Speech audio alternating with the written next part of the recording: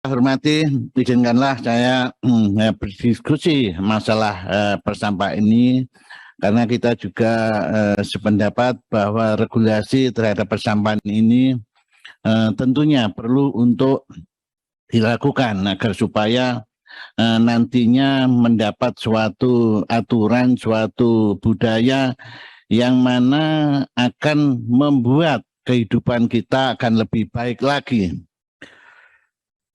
Yang pertama yang ingin kami sampaikan supaya kita nanti tidak salah menilainya apabila kita menilai aspek-aspek pengelolaan sampah yang paling dominan, paling penting dan sebagainya. Walaupun kita tahu semuanya penting, tadi seperti yang disampaikan oleh Ibu Sri Bebasari, ada 5 aspek pengelolaan sampah. Mulai aspek peraturan, aspek kelembagaan, aspek budaya, aspek teknologi, dan aspek pendanaan. Bahkan ditambah oleh Pak Firman tadi, ada satu aspek lagi adalah ekonomi. Menurut Ibu tentang 5 aspek ini sebetulnya yang paling penting. Katakanlah kalau ada nilai penting itu 0 sampai 10, ini apa Bu dari 5 aspek ini? Tentunya kita sadar bahwa semuanya penting. Namun janganlah kalau mohon maaf kalau saya salah, itu faktor sosial budaya ini merupakan yang paling penting. Karena tadi Ibu juga menyinggung salah satu contoh adalah Jepang. Tadi Jepang. Dan kebetulan anak saya ini hidup di Jepang. Nah, ternyata sehingga saya tahu persis kehidupan anak saya dan cucu saya, Bu, terus terang aja di sana, yang hidupnya teratur. Hidup bangun tidur malam juga mesti jam 8 sudah tidur. Kemudian nata sandal sepatu, sekolah juga jam 11 sampai jam 2 tidur dan sebagainya. Termasuk membuang sampah, itu teratur, Bu. Teratur. Karena saya juga ngikuti kadang video call dan sebagainya itu. Itu di Jepang, Bu. Tetapi begitu di Indonesia liburan selama 1,5 bulan, itu teraturnya hanya seminggu. Setelah itu berantakan semua. Ini berantakan. Jadi membuang sampah kok enggak sampai sana dan sebagainya. Kalau orangnya jelas sama. Cucu saya di sini, cucu saya orangnya sama. Kemudian juga takutnya pada peraturan juga sama. Di sana ada aturan, di sini ya aturan. Kalau ini sama. Tetapi memang kalau di sini sama mbahnya nggak disemarahi, hanya gitu aja. Tetapi itu menjadi berantakan, Bu. Ya ini budaya dan ini yang ini. Jadi dari ini nantinya apa? Ini yang pertama.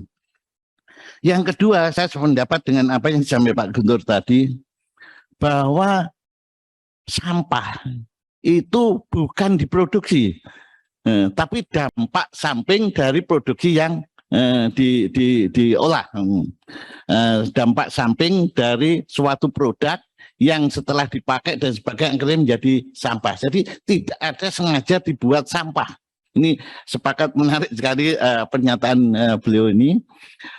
Dan yang ingin kami sampaikan, ini ada suatu persoalan yang saya juga membingungkan dalam hal ini, yaitu kan ada sampah organik dan sampah plastik. Sampah plastik. Yang mana menurut para pakar penilaian dari lab dan sebagainya, untuk sampah plastik itu terurainya sampai 1000 tahun. Kalau botol sampai 450 tahun. Kemudian Pampers itu 100 tahun. Tetapi kalau organik hanya 2 sampai 6 minggu. Tentunya ini. Nah, rekomendasinya ini adalah bagaimana kita menggunakan organik aja, nggak pakai plastik. Tetapi yang perlu kami tanyakan, Pak, bahwa plastik ini ketika terbuang itu belum menjadi sampah, menurut saya, mohon maaf kalau gitu. Tetapi bahan sampah. Artinya apa? Ketika plastik itu dipungut orang, pemulung, ini menjadi bahan baku. Tetapi kalau sulit dikumpulkan, tercecer ini nggak dikumpulkan, baru jadi sampah. Jadi bahan baku. Karena dari satu sisi yang namanya pemulung ini selalu mencari plastik, di mana-mana cari plastik. Tetapi dalam satu sisi ini plastik menjadi masalah yang sulit teruraikan. Nah ini mana yang salah? Tentunya izinkanlah kalau kami ngaitkan dengan yang pertama tadi, budaya kita cara membuang sampah. Kalau membuangnya sampah itu, plastik itu di tempatnya dan mudah diambilkan, ini jadi bahan baku. Kan menjadi ini. Jadi yang salah bukan plastiknya, bukan pupuk organiknya, kertasnya, tapi yang salah adalah cara membuangnya. Cara membuangnya. Ini yang kedua. Yang ketiga, ini Pak. Jadi dalam aspek aturan, saya kira aspek aturan juga sudah dibuat dengan baik. Di negara manapun juga dibuat dengan baik. Tetapi seperti yang disindir oleh digarisbawahi oleh Pak Guntur tadi, tentunya ada aplikasinya. Izinkanlah sekali lagi saya juga mengamati yang ada di Jepang sebagai contoh ini sebagai contoh. Ternyata sana ada aturan dan bisa berjalan baik. Ini ada aturan tetapi kurang berjalan dengan baik. Tetapi izinkanlah saya ngambil sisi satu aja yang berbeda dengan saya, yaitu tentang penindaan. Pak Hendro, jangan bicara soal Jepang terlalu banyak, nanti kita ke sana. Begitu. Enggak hanya sedikit aja Pak, supaya menambah wawasan itu Pak. menambah wawasan. Karena yang ada aturan. Pak Firman langsung setuju dia Pak Hendro. Saya juga setuju. Nengok cucu sekalian Pak Ketua. Jadi gini Pak Guntur, bahwa aturan dibuat tentunya mesti ada dampak dari itu, ada penegakan hukumnya, pengaturannya dan sebagainya.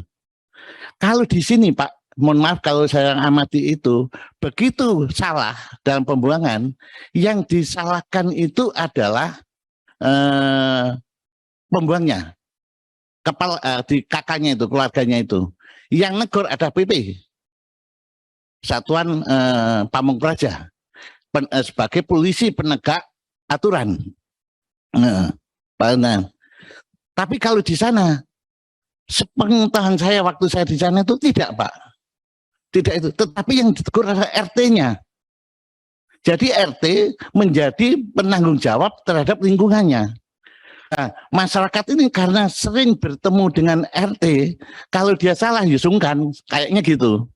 Tetapi kalau Pamung Praja karena adanya di kantor kota, jarang ketemu, buang sampah ada ini salah satu yang ditegur saya. Nah, baru RT-nya itu nanti mencari di lingkungan itu dan ini apakah cara penegakan hukum ini juga berpengaruh di dalam hal ini. Jadi tidak serta-merta yang salah ini, tetapi kalau di sini RT RW itu merasa tidak, dia hanya menghimbau,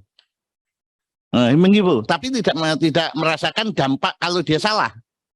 Tetapi kalau di sana salah karena dia mengatur warganya nggak bisa. Jadi salah, sehingga dia tiap hari mengatur itu. Saya kira itu Pak Ketua yang perlu kami sampaikan, ada 3 hal. Sebagai tambahan ini mudah-mudahan karena bapak-bapak ini concernnya di sini dan suka sekian tahun, mungkin dalam pengamatan saya yang sebentar di negara lain ini bisa salah, sehingga kami juga bisa mendapat tambahan ilmu dari beliau-beliau pakar ini, sehingga nanti ketika ada keputusan akhir di dalam undang-undang sampah ini bisa akan lebih baik lagi. Sekian Pak, terima kasih. Wassalamualaikum warahmatullahi wabarakatuh. Terima kasih Pak Hendro yang luar biasa. Ya, catatan